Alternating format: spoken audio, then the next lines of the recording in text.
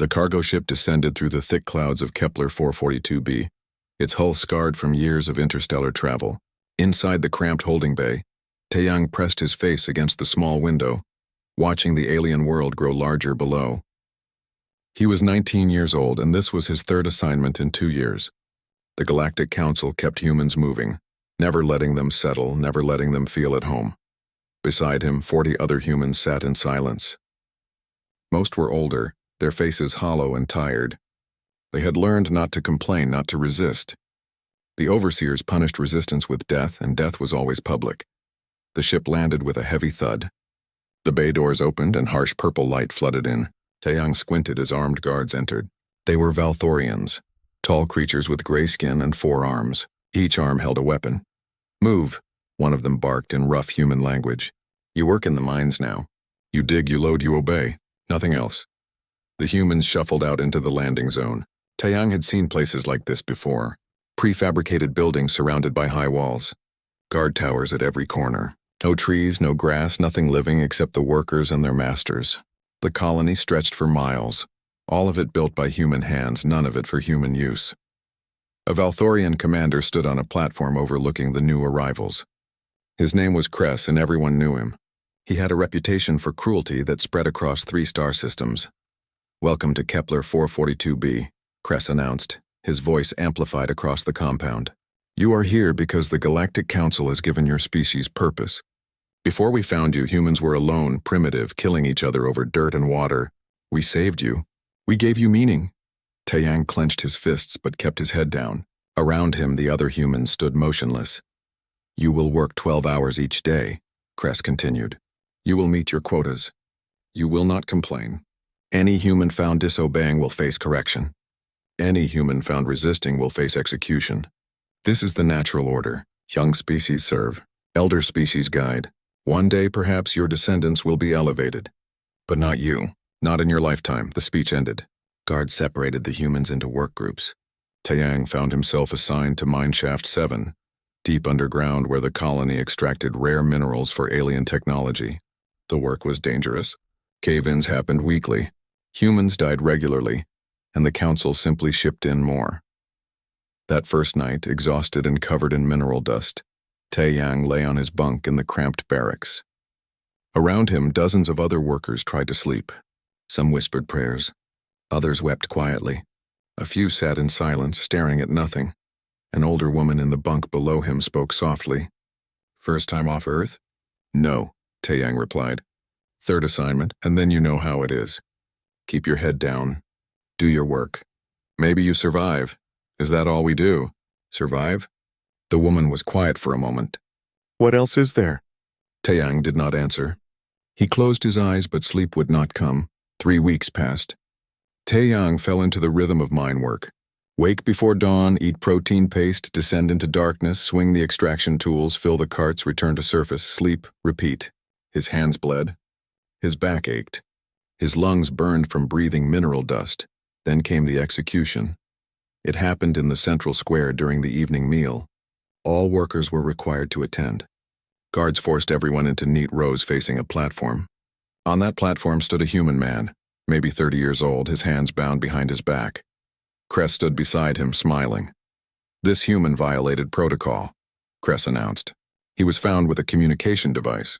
He attempted to contact other colonies. He tried to organize resistance." The bound man lifted his head. His face was bruised, one eye swollen shut, but he looked at his fellow humans with defiance. "Do not mourn for me," the man said, his voice hoarse but strong. "Mourn for yourselves if you accept this. We are human. We built cities. We touched the stars. We are not slaves." Kress struck him across the face. "You are whatever we say you are." The Valthorian commander drew his weapon, a plasma pistol that hummed with deadly energy. He pressed it against the back of the man's head. "Let this be a lesson," Kress said. "Resistance is proof you are not yet civilized." The shot echoed across the compound. The man fell forward, dead before he hit the platform. Around Taeyang, humans flinched but remained silent. No one screamed. No one moved. They had learned. Guards dragged the body away. The workers were dismissed back to their barracks. That night, Taeyang could not eat. He sat on his bunk, staring at his hands. They were young hands, strong hands Hands that should have been building things, creating things, living a real life. Instead, they dug in alien dirt for alien masters. His data pad, a simple device used for work schedules, suddenly flickered. A message appeared, text only, no sender identification. The man who died today was named Minho. He was brave. He was right. We are human. We are not slaves. If you believe this, if you want to fight, press your thumb to the screen for 3 seconds. Taiyang read the message twice. His heart pounded. This was a test, surely. The overseers trying to identify more resistors to execute. Or maybe it was real. He thought of Minho's last words. He thought of 3 years working in mines and factories and construction sites, always for others, never for himself.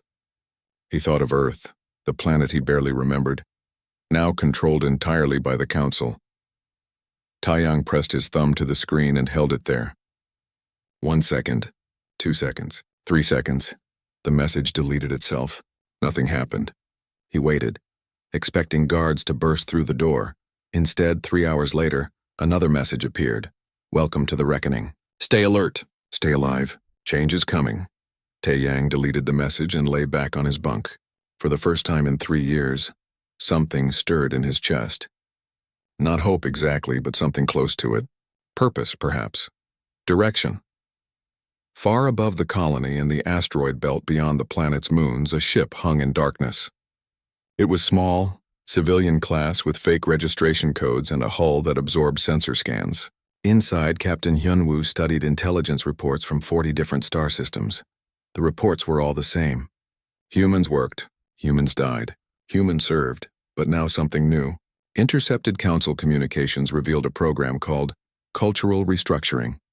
The details were horrifying. Complete memory erasure of the current human generation, personality wipes, implanted compliance conditioning, creating perfect slaves who would not even remember they had once been free. The program would begin in 6 months. Hyunwoo looked at his crew. 8 men and women who had escaped servitude through luck and violence. They were all that remained of Earth's military, scattered and hiding, waging a secret war the Council did not yet take seriously. 6 months, Hyunwoo said quietly. In 6 months, humanity ends. Not our bodies, our minds, our memories, everything that makes us human. Then we have 6 months to stop it, replied Mirai, the ship's scientist and former xenobiology researcher. She had spent 5 years in Council laboratories before escaping. She knew their technology better than anyone. We are 8 people, another crew member said. How do we fight an empire? Hyunwoo smiled, but it was not a pleasant smile. It was the smile of someone who had nothing left to lose. We are not 8 people, he said. We are thousands. Across 50 systems, in every colony and station, there are humans who are ready. Humans who remember freedom. Humans who refuse to kneel. The reckoning has been preparing for this moment since the day the Council put chains on us. He pulled up a star map, showing the galaxy with markers on every human population. Thousands of markers. Millions of humans. In 6 months they want to erase us, Hyunwoo continued. But in 6 months they're going to learn something about humanity. We do not go quietly. We do not surrender. And when you push us to extinction, we do not break. He looked at each crew member in turn. We fight back. The news spread like fire through dry grass. From colony to colony, station to station, mine to factory, the secret networks carried the message.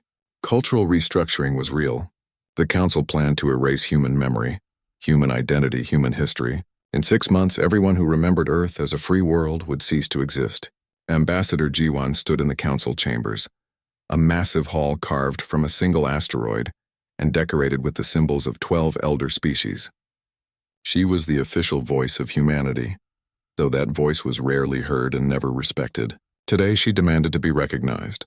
The human delegation requests to speak, Jiwan said, her voice steady despite the fear coursing through her. The Council members lounged in their elevated seats, looking down at her with expressions ranging from boredom to contempt. The Valthorian representative, a female named Thessa, waved one of her 4 hands dismissively. The human may speak briefly, Thessa said. We have important matters to discuss. Jiwan stepped forward, her footsteps echoing in the vast chamber. We have received reports about a program called Cultural Restructuring. We demand information about this program and its purpose. The Council members exchanged glances. Several smiled. There is no such program, Thessa replied. Your people spread rumors and lies to justify their constant resistance to proper guidance. I have seen the communications, Jiwan said. I have seen the facility construction orders. I have seen the memory erasure technology requisitions. Then you have seen classified council business that does not concern your species, another council member said. This one was Torvian, a species that resembled large insects. You overstep your bounds, human. My bounds? Jiwan's voice rose despite her attempt at control. You speak of erasing the minds of billions of people, and you say this does not concern us? Thessa stood from her seat. This discussion is over. The human delegation is dismissed. Further inquiry into council security matters will be considered espionage and punished accordingly. Jiwan wanted to scream, to rage, to make them understand. Instead, she bowed her head and left the chamber. The council had made its position clear. They would not even acknowledge the truth. But Jiwan had not come to negotiate. She had come to confirm. Now she knew for certain. The program was real, and the council would never stop it through peaceful means. She returned to her small office in the diplomatic sector and activated a secure communication line, one the council did not know existed. A face appeared on the screen, weathered and tired but determined. Captain Hyunwoo, Jiwan said. They confirmed it through denial. The program is real and they have accelerated the timeline. How long? Hyunwoo asked. 4 months now, maybe less. Hyunwoo nodded slowly. Then we move now. Operation Prometheus begins tonight. Across the galaxy on a council research station orbiting a dead star, Dr. Mirai worked in a laboratory filled with alien technology. She wore the gray uniform of a research assistant, her identification badge marking her as property of the council's scientific directorate. For 5 years, she had played this role, pretending to be compliant while secretly copying files and studying the very systems designed to enslave her species. Tonight she worked late, long after the alien researchers had gone to their quarters. Her fingers moved quickly across holographic displays, accessing restricted databases. She had been planning this moment for months, waiting for the right opportunity. The cultural restructuring program files were heavily encrypted, but Mirai had time and motivation. She bypassed 7 security protocols, copied terabytes of data, and then went deeper. She found something else in the restricted archives, something that made her blood run cold. Records of 3 extinct civilizations, species that had resisted the council decades ago. The Etherians, the Krell, the Margonis. All of them young species, all of them enslaved, all of them erased from existence when they fought back. And the weapon used to destroy them. The Starhammer, a device that could tear apart planets, converting matter directly to energy. 3 worlds had been annihilated. Billions of beings exterminated, entire cultures reduced to ash and radiation. Mirai copied everything. Then she activated a program she had hidden in the station's communication systems months ago. It would broadcast her findings to every inhabited system in the galaxy, bypassing council censorship, reaching every species whether they wanted to hear it or not. She recorded a simple message to accompany the data. My name is Dr. Mirai, I am human. For 5 years I have worked in council research facilities and I have seen things that would horrify any being with a conscience. The Galactic Council has enslaved humanity through deception and force. They plan to erase our memories and turn us into mindless servants. But this is not new. They have done this before to other species. When those species resisted, the Council destroyed their entire civilizations using a weapon called the Starhammer. She paused, looking directly into the camera. I am releasing all evidence of these crimes. Every species in the galaxy will see what the Council truly is. They are not wise elders. They are not benevolent guides. They are slavers and murderers who have built an empire on the suffering of others. Mirai took a breath. Humanity has been patient. We have been peaceful. We accepted your rule because we believed in a greater galactic community. But you mistook our patience for weakness. You mistook our peace for cowardice. You are about to learn what humanity actually is. She ended the recording and initiated the broadcast. Within seconds, the data began transmitting to relay stations across known space. Within minutes, it would reach billions of beings on thousands of worlds. Alarms began blaring throughout the research station. Guards rushed toward her laboratory. Mirai smiled and pressed one more button. Explosive charges she had planted over the course of months detonated throughout the station's data core, ensuring the Council could not stop the transmission. The laboratory door burst open. 3 guards entered, weapons raised. "You are under arrest for espionage and sabotage," one of them said. Mirai raised her hands in surrender. "I know, but it does not matter anymore. The truth is out." On Kepler 442b, Taeyang was working the night shift in Mineshaft 7 when every screen in the colony suddenly activated. The broadcast interrupted all regular programming. He stopped working along with hundreds of other humans and watched Mirai's message play across the screens. They saw the evidence: the slavery contracts, the execution records, the plans for cultural restructuring, the images of 3 dead worlds, lifeless rocks floating in space where civilizations had once thrived. Silence filled the mine. Then someone started to cry. Then someone else began to shout in anger. Within moments, the entire mine was in chaos. Guards rushed in, trying to restore order. But the humans were past the point of control. They had seen the truth. They knew the council planned to erase them. They had nothing left to lose. Taeyang felt something break inside him, some final barrier between obedience and rage. He looked at the guard nearest him, a Valthorian with a shock weapon, and he felt no fear. Only fury. The riot began in Mineshaft 7 and spread through the colony within the hour. Humans fought with mining tools and bare hands against armed guards. Many died, but many more kept fighting. The guards trained to suppress occasional resistance were unprepared for open rebellion. In orbit above dozens of colony worlds, similar uprisings erupted. Humans had waited for a signal, a moment when fighting seemed less hopeless than submission. Mirai's broadcast was that signal. In the council chambers, emergency sessions convened. The 12 elder species gathered, their usual calm shattered by the sudden chaos erupting across their empire. "How many colonies are in rebellion?" Thessa demanded. 47 and counting, an aide reported. "The human population is rioting everywhere the broadcast was received. Shut down their communications. Deploy peacekeeping forces. Restore order." "It is not that simple," the aide continued. "The humans are not just rioting. They are coordinating. This is organized. They have been planning this." Thessa felt something she had not experienced in decades: fear. The humans were supposed to be weak, scattered, leaderless. Instead, they had built a network under the council's own watch. "Deploy the fleet," she ordered. "Send them to Earth. If we control the homeworld, we control the species." "What about the cultural restructuring program?" another council member asked. "Accelerate it. We implement immediately on Earth. The other colonies will surrender once their homeworld is pacified and processed." The order went out. The council fleet, thousands of warships representing the combined military might of 12 species, began moving toward Earth. It was the largest military deployment in a generation. They expected an easy victory. Earth had minimal defenses, mostly civilian infrastructure. The humans had been disarmed during their integration into the council. They could not possibly resist a proper military assault. But Captain Hyunwoo, watching the fleet's movement from his hidden base in the asteroid belt, knew something the council had forgotten. Humans were very good at hiding things. "All cells, this is Prometheus Command," Hyunwoo broadcast on the Resistance Network. "The council is moving on Earth. Begin Operation Hellfire. Show them what we have been building." Across 50 star systems, hidden resistance cells emerged from the shadows. The council fleet dropped out of faster-than-light travel at the edge of Earth's solar system, a wall of steel and weapons that stretched across space like a metal storm. 5,000 warships, each one carrying enough firepower to level a city.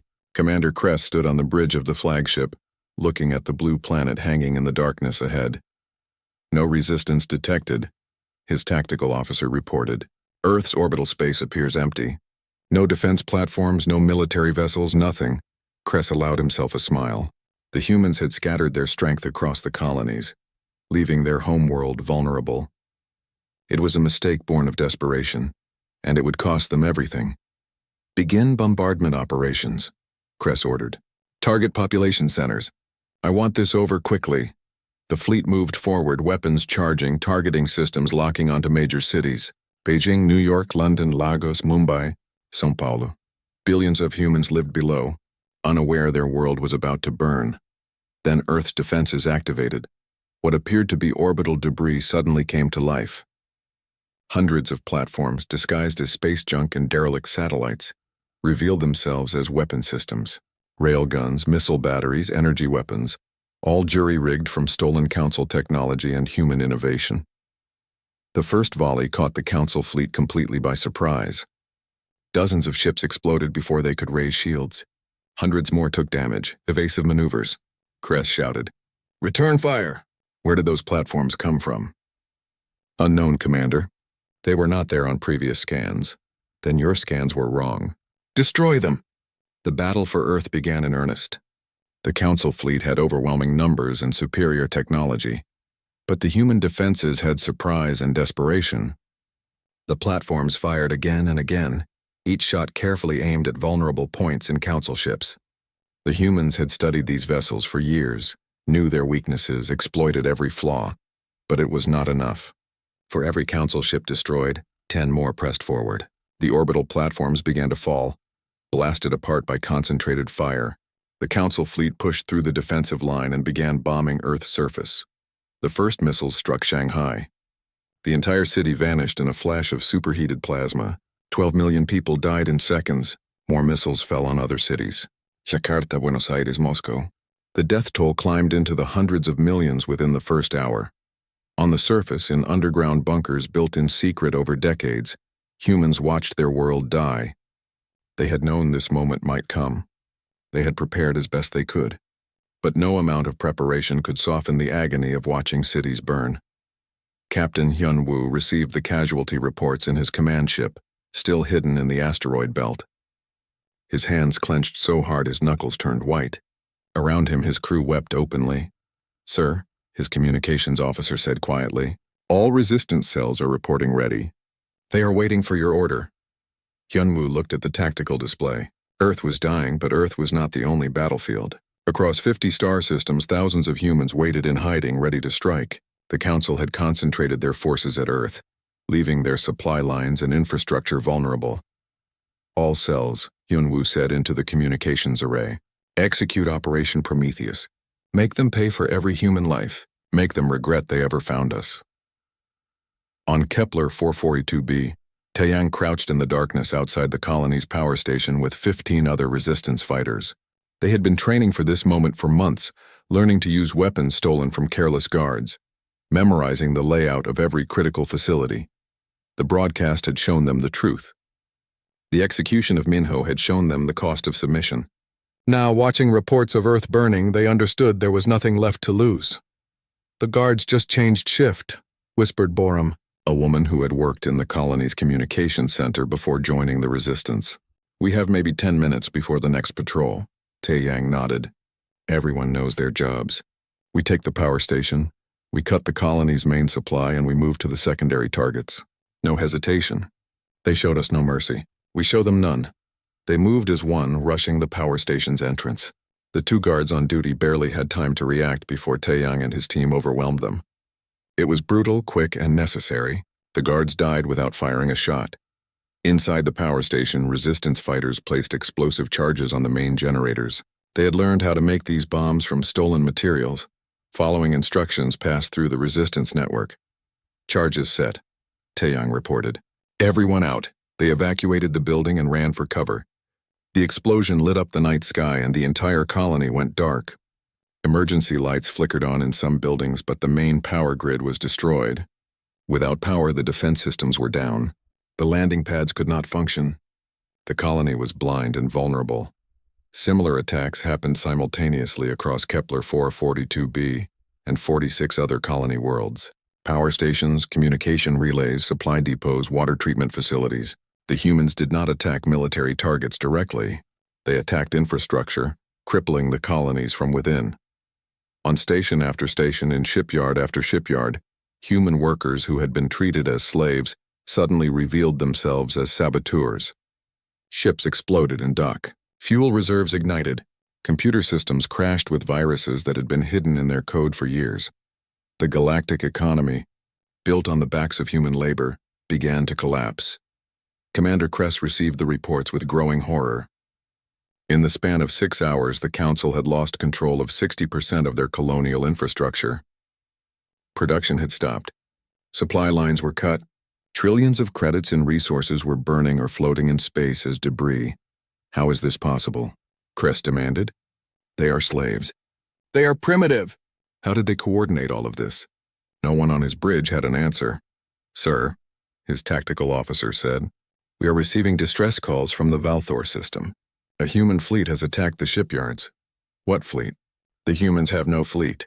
Apparently they do now, sir. Kress pulled up the tactical display. His blood ran cold. Emerging from hiding places throughout the galaxy, human ships appeared on sensors. Not military vessels, but converted civilian craft. Mining ships, cargo haulers, all of them armed with improvised weapons and piloted by humans who had nothing left to lose. They were not fighting like the Council fought. They were not trying to win battles through superior firepower and tactics. They were using suicide runs, ramming maneuvers, boarding actions. They fought like cornered animals, and cornered animals were the most dangerous. On the planet Valthor Prime, homeworld of Kress's species, panic spread through the population. The humans were coming. The slaves were rebelling. The natural order was shattering. Dr. Mirai, imprisoned on the research station, heard the chaos through her cell walls. Guards ran past, shouting orders. Alarms blared constantly. Something was happening, something big. Her cell door suddenly exploded inward. Through the smoke, armed humans in makeshift armor stormed in. Dr. Mirai? One of them asked. Yes. We are here to extract you. The captain wants you on the flagship. Captain Hyunwoo?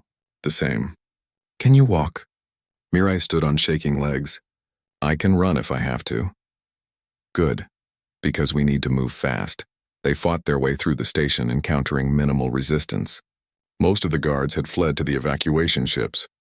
The humans planted charges throughout the facility as they went, ensuring nothing would remain that could be used against them. Outside, a human ship waited, its hull scarred and patched but its weapons hot and ready. Mirai boarded and the ship immediately accelerated away from the station. Behind them, the research facility exploded into fragments. Welcome aboard the Defiant, the ship's captain said. We are taking you to meet Captain Hyunwoo. He says you have information about a council weapon. The Star Hammer, Mirai confirmed.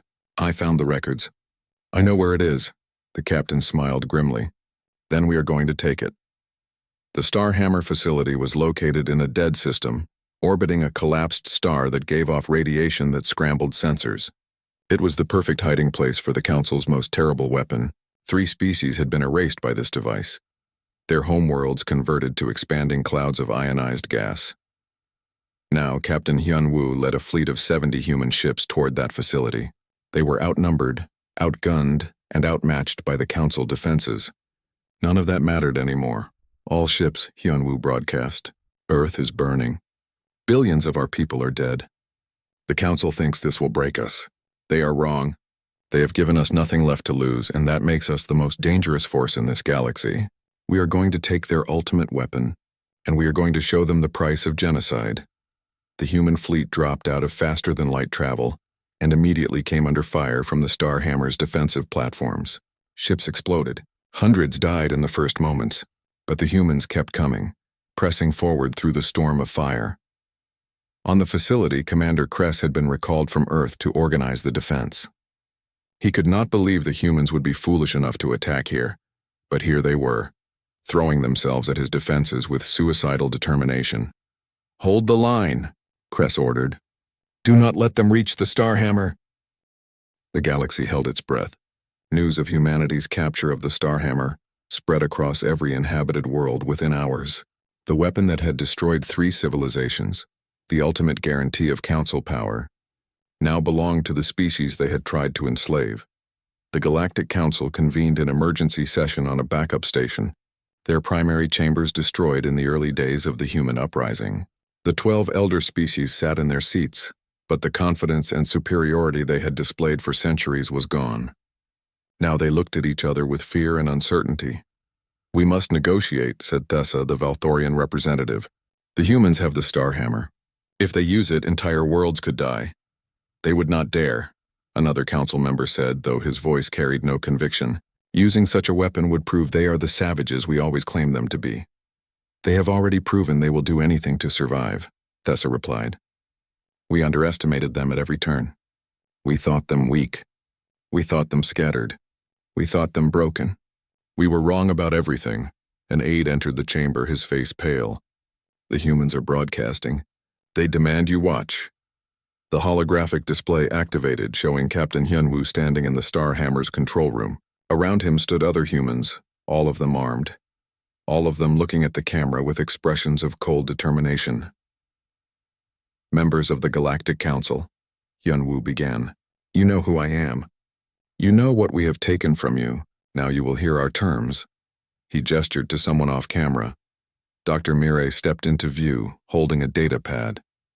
The cultural restructuring program is cancelled immediately, Mirai said. All documentation and technology related to memory erasure will be destroyed. Any council member involved in its development will stand trial, Hyunwoo continued. The Galactic Council will be dissolved. The system of elder species ruling over younger species ends now. Every enslaved species, not just humans, will be freed. All labor contracts are void. All control mechanisms removed. That is impossible, Thessa whispered in the council chamber. The entire galactic economy depends on the current structure. On the broadcast, Hyunwoo was not finished. Council leadership will face trial for crimes against sapient life. You will answer for the species you have erased, the billions you have enslaved, the cultures you have destroyed. And Earth will hold the Starhammer as guarantee that you never do this again. A third human stepped into view. It was Taeyang, still wearing battle armor stained with blood and burn marks. He looked directly into the camera. You thought we would submit. You thought we would accept chains. You thought we were young and weak and easy to control. You were wrong. Humanity remembers every death, every humiliation, every moment of suffering you inflicted on us. We will have justice or we will have revenge. The choice is yours. The broadcast ended. In the council chamber, silence stretched for a long moment. Then Thessa stood. We cannot accept these terms. Our entire civilization is built on the current order. Without it, everything collapses. Then we rebuild, another council member said quietly. It was an old Torvian, one of the few who had opposed the cultural restructuring program from the beginning. We rebuild without slavery. We rebuild without conquered species serving us. We rebuild as equals. That is madness, Thessa said. What is mad is thinking we can continue as before, the Torvian replied. The humans have shown us the cost of oppression. They nearly destroyed our entire infrastructure in a matter of days. They captured the Starhammer when we thought it impossible. They did all this while we had every advantage. Imagine what they could do if we continued to resist. We still have the fleet, Thessa argued. Thousands of warships. We can retake the Starhammer facility. At what cost? The Torvian asked. How many council worlds burn while we throw ships at a fortified position? How many more humans join their resistance? How many other enslaved species see the humans succeed and rise up themselves? Thessa had no answer. The council sent their response 6 hours later. They rejected every human demand. They offered a compromise, a gradual transition to more humane treatment of younger species. Reforms implemented over decades, oversight committees to prevent abuses. Captain Hyunwoo read their response with Mirai and Taeyang standing beside him. The three of them had become the face of human resistance, each representing a different path that led to this moment. They think we will accept delays and promises, Taeyang said bitterly. They think we will wait for them to reform on their own schedule while more humans die. They have never had to face consequences before, Mirai observed. For centuries, they were the ultimate power. They cannot imagine a galaxy where they are not in control. Hyunwoo looked at the Starhammer's control interface. One command, one activation sequence, and he could erase an entire world. The power was terrifying. He understood now why the Council had hidden this weapon away. Why they only used it on species that had no choice but to be destroyed. Power like this corrupted. It made the wielder believe they had the right to decide who lived and who died. It turned beings into gods, and gods rarely answered to anyone. We have a decision to make, Hyunwoo said quietly.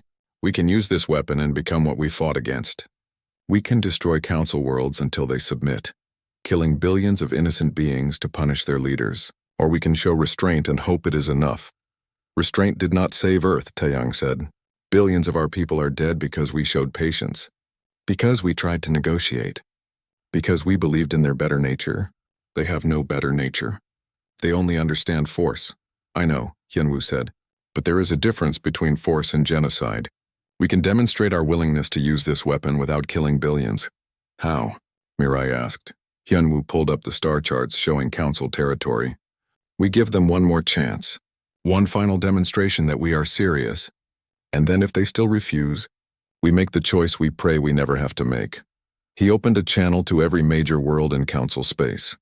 This is Captain Hyunwoo of Earth. The Galactic Council has rejected our terms. They believe we will not use the Star Hammer. They believe we are bluffing. They are wrong. In 1 hour, we will demonstrate our capability.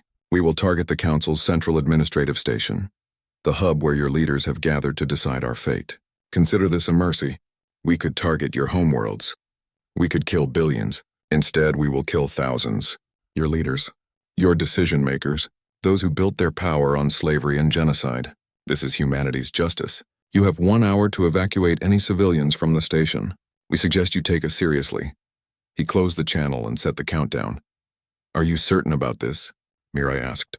No, Hyunwoo admitted, but I am certain that half measures will not work. They need to understand we are willing to go all the way. The hour passed in terrible silence. Across the galaxy, beings watched their displays, wondering if the humans would really do it. Some believed it was still a bluff. Others scrambled to evacuate the Council station. The station was a massive orbital complex, a city in space that had served as the center of galactic government for 3,000 years. 20,000 beings lived and worked there. Most were council members, administrators, and support staff. Some were civilians, families of the leadership, teachers and merchants and artisans. When the countdown reached 0, the Star Hammer activated. The weapon drew energy from the collapsed star it orbited, channeling unimaginable power into a focused beam that crossed light years in moments. The beam struck the Council station dead center. For an instant, the station was still there, intact and whole. Then it began to come apart at the atomic level. Matter converted directly to energy in a chain reaction that expanded outward in a perfect sphere. Metal, stone, flesh, all of it became light and heat. 10 seconds later, the Council station no longer existed. 20,000 beings had become scattered atoms, their final moments too brief to allow understanding of what had happened. Across the galaxy, leaders of the 12 elder species watched the destruction in shock. The humans had done it. They had actually used the weapon. The impossible had become real. Taeyang stared at the sensor display showing the expanding debris field. We killed them. We really killed them. Yes, Hyunwoo said quietly. 20,000 lives. That is the price of their arrogance. That is the cost of their refusal to change. Do you regret it? Mirai asked. Hyunwoo was silent for a moment. I regret that it was necessary, but I do not regret doing what had to be done to save our species. He opened channels to every Council homeworld simultaneously. You have seen what we can do. You have seen we are not bluffing. You have 48 hours to accept our terms. The Council will dissolve. All enslaved species will be freed. Your leaders will face trial. If you refuse, we will begin targeting homeworlds. We will start with Valthor Prime. Your choice. Your time is running out on Valthor Prime. Panic spread through the population. Their military leadership was dead, destroyed with the Council station. Their fleets were scattered, many ships damaged or destroyed in the human uprising. They had no defense against the Star Hammer. Within 6 hours, the Valthorian government surrendered unconditionally. Other Council species followed quickly. The Torvians accepted terms within 12 hours. 3 months after the war ended, the first trials began on a neutral world chosen specifically because no species had historical claims to it. The planet had been terraformed centuries ago but never colonized, making it perfect for the proceedings that would determine the fate of former Council leadership. Dr. Mirai stood in the prosecution chambers, reviewing files that documented decades of crimes. She had volunteered for this role, believing that truth and evidence were the foundations of real justice. Around her, legal experts from 20 different species worked to build cases against those who had built their power on slavery and genocide. The trials were broadcast across the galaxy. Every species could watch as their former masters answered for their actions. Commander Kress was among the first to face judgment. He sat in the defendant's chair, stripped of rank and uniform, looking smaller than he had when he stood above human workers issuing orders. The evidence against him was overwhelming.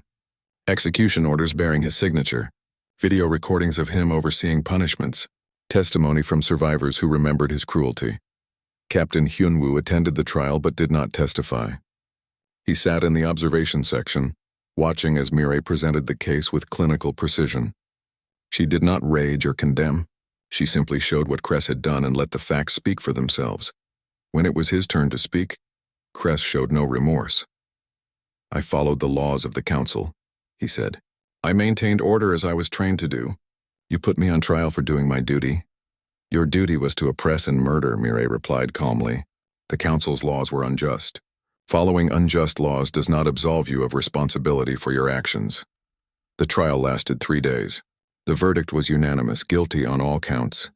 The sentence sparked debate throughout human space. Some wanted execution. Others wanted imprisonment. The final decision surprised many. Cress was sentenced to 20 years of labor in the mines of Kepler 442b, the same colony where he had overseen human slaves. He would experience firsthand the conditions he had inflicted on others. He would dig in the same tunnels where humans had died under his command. He would know what it meant to have no freedom, no dignity, only endless work under the eyes of overseers. "This is not justice," Cress said when the sentence was read. "This is revenge." "No," Taeyang said from the prosecution table. He had testified earlier, describing the execution of Minho and the daily horrors of colony life. "Revenge would be killing you the way you killed so many humans. This is justice. You will live. You will work. You will understand what you did." Similar trials proceeded for months. Hundreds of council officials faced judgment. Some were imprisoned. Others were exiled to remote worlds. A few, those who had shown mercy or tried to reform the system from within, received lighter sentences or were released with conditions. Earth itself began the slow process of recovery. The orbital bombardment had killed 3 billion people and left major cities in ruins. But humans were resilient. They had survived ice ages and plagues and wars that spanned continents. They would survive this too. Ambassador Jiwon, who had secretly aided the resistance while maintaining her diplomatic cover, was offered leadership of the reconstruction effort. She accepted, knowing the work would take decades. Every day brought new challenges: food distribution, medical care, rebuilding infrastructure, helping survivors cope with trauma. But there was also hope. With the council dissolved, humans could rebuild on their own terms. They could design their cities as they wished. They could choose their own future. The question of what to do with the Star Hammer dominated discussions for months. The weapon sat in its facility, guarded by rotating crews from multiple species. No one wanted it used again. No one wanted it destroyed either, fearing some future tyrant would simply build another. Captain Hyunwoo proposed a solution during a meeting of the newly formed Galactic Assembly, a democratic body that replaced the Council. Every species had equal representation, and decisions required broad consensus rather than dictates from elder species. "The Star Hammer will remain in the neutral system," Hyunwoo said, "but its activation will require unanimous approval from all Assembly members. No single species, not even humanity, can use it alone. It becomes a shared responsibility, a guarantee of peace that depends on cooperation." The proposal generated fierce debate. Some species feared giving humanity any control over such a weapon. Others argued that humanity had earned the right through their sacrifice. Taeyang, who now represented Earth in the Assembly, addressed the concerns directly. "We do not want this weapon. We wish it had never been built. But it exists and we cannot pretend otherwise. Better to make it a tool of collective security than to let it remain a secret in the hands of those who would use it for oppression." After weeks of negotiation, the Assembly voted to accept Hyunwoo's proposal. The Star Hammer would remain as it was, guarded by joint forces, usable only if every species agreed. It was an imperfect solution, but perhaps that was fitting. Perfect solutions rarely existed in a galaxy full of different beings with different needs. Dr. Mireille published her complete research a year after the war ended. The book, titled The Price of Freedom, documented everything: the slavery systems, the cultural restructuring program, the extinct species destroyed by the Star Hammer, the human uprising and its costs, the trials and their outcomes. She ended the book with a question: was it worth it? Her answer: freedom is always worth fighting for.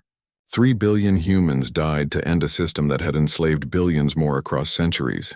The question is not whether freedom is worth the cost. The question is whether we can maintain it without becoming oppressors ourselves. The book became required reading in schools across dozens of worlds. Younger generations who had not lived through the war needed to understand what had happened and why. 5 years after the war, Taiyang returned to Kepler 442b as part of an official delegation. The colony had changed dramatically. The mines still operated, but now they were worked by free laborers earning fair wages. The guard towers were gone. The walls had been torn down. Humans lived side by side with Valthorians and Torvians and members of other species, all of them equal under the new colonial charter. He visited Mineshaft 7, where he had worked as a slave. The entrance had been converted into a memorial. Names of those who died in the mines were carved into stone walls. Thousands of names. Thousands of lives lost to greed and cruelty. Taiyang placed his hand on the wall. Finding the name he sought, Minho. The man executed for resistance, whose death had sparked something in Taiyang that led him to join the fight. We won, Taiyang said quietly to the memorial. You were right. We are not slaves. We never were. An older Valthorian woman approached the memorial, moving slowly with the aid of a walking stick. She placed flowers at the base of the wall. I lost my son in the war, she said in accented human language. He was a guard here. He believed in the Council's lies about natural order and guidance. He died fighting against the human uprising. Taiyang turned to look at her, unsure how to respond. I am not here seeking forgiveness, she continued. I am here because my son was wrong, and I was wrong for not teaching him better. These names on the wall are proof of that. I come here to remember that freedom is not the right of some species over others. It is the right of all beings. She placed her hand on the memorial wall next to Taiyang's. We cannot undo the past, she said, but perhaps we can build a better future. Taiyang nodded slowly. Perhaps we can. 10 years after the war, Captain Hyunwoo stood in the control room of the Starhammer facility. He was older now, his hair gray, his face lined with the weight of command. He had been offered retirement many times, but always refused. Someone who understood the weapon's terrible power needed to guard it, and he had given the order to use it once. That gave him the responsibility to ensure it was never used again. A young human officer, no more than 20 years old, reported for her shift. She had been born just before the war, too young to remember Earth before the bombardment, too young to have known the Council's oppression firsthand. Sir, all systems normal, she reported. No threats detected. Good, Hyunwoo said. What is your name, officer? Sora, sir. Tell me, Sora, why did you volunteer for this duty? Most young people want nothing to do with weapons of mass destruction. Sora considered the question. My parents died in the bombardment of Mumbai. I never knew them. I was raised by survivors who remembered what it was like to be enslaved. They taught me that freedom is not free. Someone has to stand watch to protect it. And you think watching over a planet-killing weapon is protecting freedom? I think making sure this weapon is never used again is protecting freedom, Sora replied.